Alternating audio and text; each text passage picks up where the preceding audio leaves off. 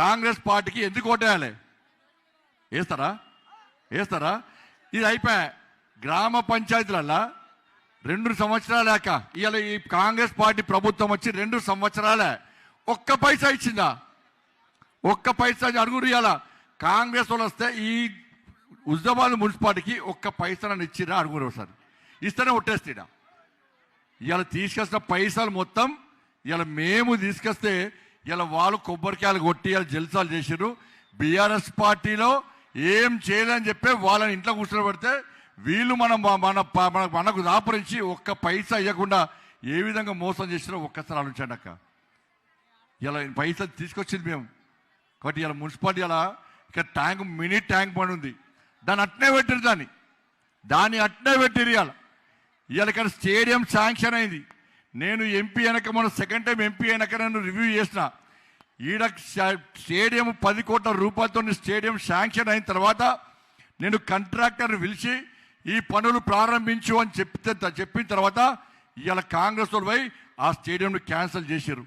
ఈడ స్టేడియం ఉందని చెప్పి నేను హుజరాబాద్లో పైసలు ఇప్పించిన, జమ్మికుంటలో ఇప్పించిన పైసలు, జమ్మికుంటలో పైసలు ఇప్పించక తీరా చూసరికి ఈడ స్టేడియం క్యాన్సిల్ చేశారు.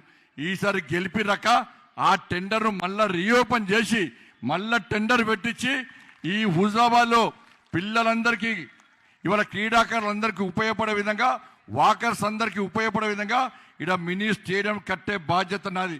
నేను చెప్పిన మాట ఎప్పుడు తప్పనక.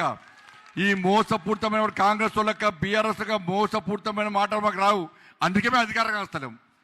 మాకు మోసం చేస్తుంది తెలియదా? కుంపలు ముంచే మాటలు తెలియదా? ఉచిత హామీలు ఇస్తే మా మోడీ గారు ఒప్పుకోరా? మీరు మా మాట అయినరా? వాళ్ళు వచ్చి గాడిద గుడ్డు పెట్టి పెన్షన్ గుద్దిరు ఓటు కదా అయిపోయి. ఇలా ఏమి ఇచ్చినాడ గాడిద గుడ్డు కూడా ఇవ్వలేదు రేవంత్ రెడ్డి సార్. గిన్ని చేస్తే ఇలా బియ్యం ఇచ్చేది మేమక్కావు, అవునా కదా?